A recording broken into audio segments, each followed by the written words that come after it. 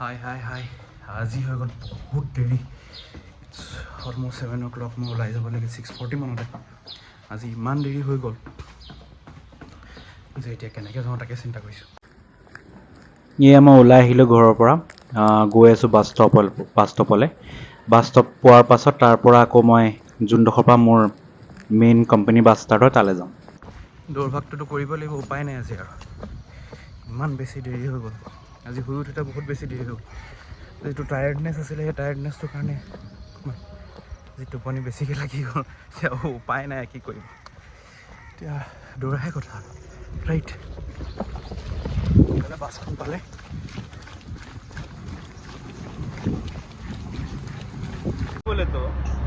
এয়া অটো এখনকে পালোঁ মই অটোখনতে গৈ আছোঁ কোম্পানী বাছলৈ তাত অটো ড্ৰাইভাৰজনে কিবা কাহিনী শুনাই আছে তাকে শুনি পেলাই মই তেওঁৰ লগত অকণ বাৰ্তালাপ কৰিলোঁ অকণমান এণ্টাৰটেইনমেণ্ট জৰুৰত ন জিন্দগীত সেয়ে আপোনালোকে শুনকচোন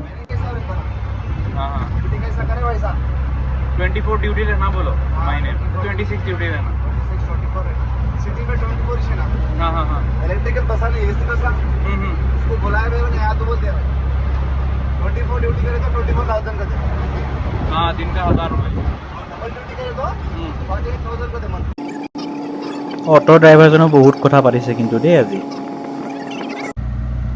এনেদৰে বহুত দূৰ যাবলগীয়া হয় ইয়াৰ পৰা মোৰ ঘৰৰ পৰা এটলিষ্ট 25 কিলোমিটাৰমান হয় যোনডোখৰৰ পৰা আমাৰ কোম্পানী বাছ আহে সেই 25 কিলোমিটাৰ দূৰটো এনেদৰে পাৰ কৰোঁ এয়া আপোনালোকে যি দেখিছে এই IIT হায়দৰাবাদৰ এণ্ট্ৰেঞ্চ হয় যেনে তেনে আজি আহি বাছখন কৰিলোঁ বাছখন ৰখাই থৈ কিনে তাৰপিছত এতিয়া ধৰা হ'ল চবৰি গৈ আছোঁ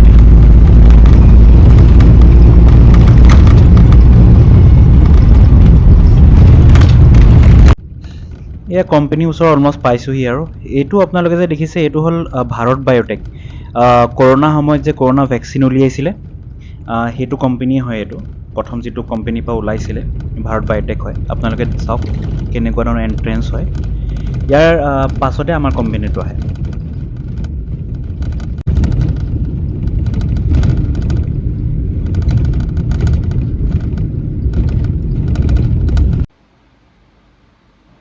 কোম্পানী পালোঁহি মই কোম্পানীত মোৰ এটা অফিচত মই বহি আছোঁ নিজৰ যিখিনি কাম সেইখিনি মই কৰি আছোঁ ইয়াত যেতিয়াই মই ফ্ৰী সময় পাওঁ তেতিয়া এটা এডুকেশ্যনেল ভিডিঅ' এটা মই আপলোড কৰিবলৈ চেষ্টা কৰোঁ নিজৰ ইনষ্টাগ্ৰামত সৰু ভিডিঅ' হয় 1-1.5 মিনিটৰ আপোনালোকে পালে চাব মোৰ দিনটো শেষ হ'ল এতিয়া এৰাউণ্ড 6 o'clock হৈছে মই বাছত আহিলোঁ তাৰ পাছত অটো ধৰি ঘৰ পালোঁহি ঘৰত এয়া মোৰ এটা পাৰ্চিয়ান কেট এটা পুহি থৈছোঁ মই সেই পাৰ্চিয়ান কেটটোৰ লগতে অকণমান দেৰি খেলিলোঁ খেলাৰ পাছত মই জিমলৈ ওলাই যাম জিমত আজি থাকিব বাইচেপ ট্ৰাইচেপ আপোনালোকক আপডেট দিম বাইচেপ ট্ৰাইচেপৰ গোটেইখিনি ৱৰ্কআউটো ইয়াত লগাই দিম আপোনালোকে চাব ভাল পালে ফ'ল' কৰিব লাইক এটা মাৰিব শ্বেয়াৰ কৰিব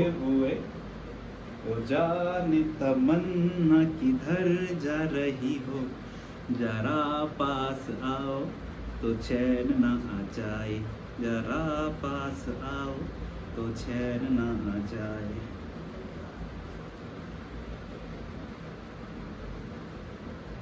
बदन पे सितारे लपेटे हुए वो जान किधर जा रही हो जरा पास आओ तो चैन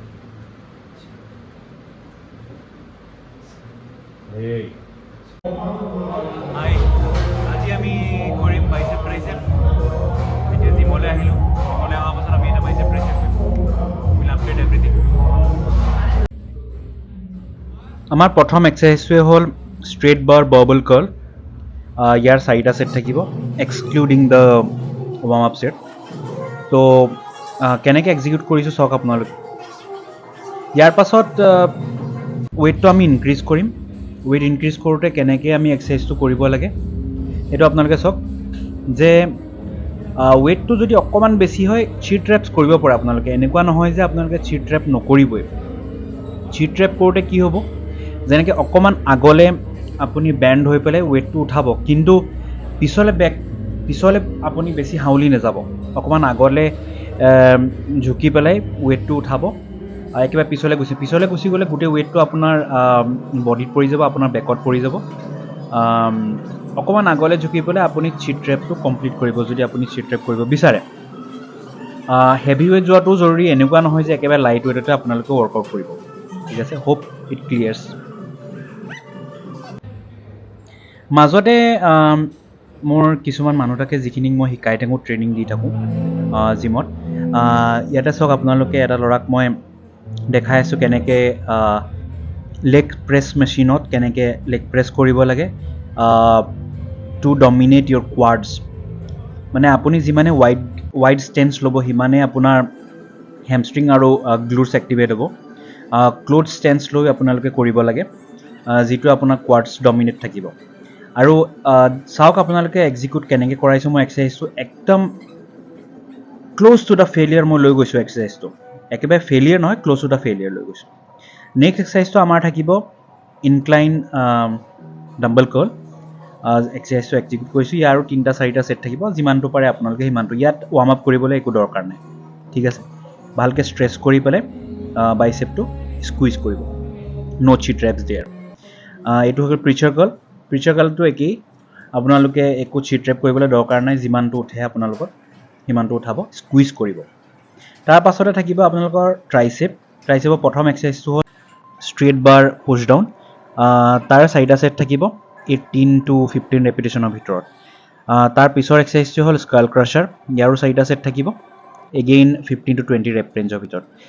3 নম্বৰ এক্সাৰচাইজটো হ'ল ৰ'প পুছ ডাউন, ইয়াৰো 4টা ছেট থাকিব, এগেইন ডেট 15 to 20 ৰেপ ৰেঞ্জৰ ভিতৰত। তাৰ পাছতে অকণমান মই পজিঙো কৰিলোঁ, আপোনালোকে পজিংটো চাওক কেনেকুৱা হৈছে কি নহৈছে। মই কাটিং কৰি আছোঁ এতিয়া, বহুত ৱেইট আছিলে মোৰ। ভিডিঅ'টো এইডোখৰতে শেষ কৰোঁ। যদি ভাল লাগে আপোনালোকে লাইক কৰিব, শ্বেয়াৰ কৰিব, ছাবস্ক্ৰাইব কৰিব। Thank U.